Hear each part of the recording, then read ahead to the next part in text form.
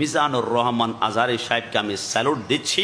তিনি গতকালকে একটা বক্তব্যে বলছিলেন যে সুন্নি ভাইদের মতো আমাদেরকে অন্তরে নবী প্রেম থাকতে হবে। আমার সুন্নি ভাইদের মতো নবীর প্রেম অন্তরে থাকতে হবে। চিল্লা এখন ঠিক কিনা? একটু জবান খুলে বলি সুবহানাল্লাহ। স্বীকার করে নিয়েছে যে আমরা সুন্নিরা আসলে নবীকে ভালোবাসি। শেরে বাংলা রহমতুল্লাহ শুয়ে আছেন, মৃত্যুর আগ পর্যন্ত তিনি বলেছিলেন মাই তো বিমারে নবী হো।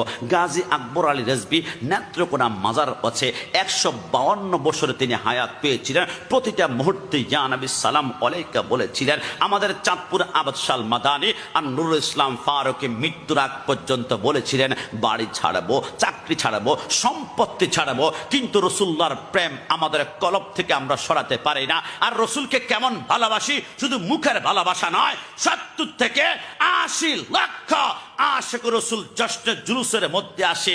এত মানুষকে খাওয়াবে কোথায়? পটিয়া মনসাতে 10,000 মানুষের মেজবানের আয়োজন করলে কত ধাক্কা ধাক্কি, চেয়ার পর্যন্ত ভেঙে ফেলা হয়, টেবিল পর্যন্ত ভেঙে ফেলা হয়, আবার কত রক্তাক্ত হয়, কিন্তু 70-80 লক্ষ মানুষ খায় কোথায়? চট্টগ্রামের অলিতে গলিতে, বাড়িতে বাড়িতে, পাড়ায় পাড়ায়, মহল্লায় মহল্লায় সবাই বলে নবীকে শুধু আমরা মুখ থেকেই ভালোবাসি। আরে না, 10টা গরু জবাই করব, 20টা গরু জবাই করব, 50টা জবাই করব। চট্টগ্রামে শুধু পৃথিবীর 75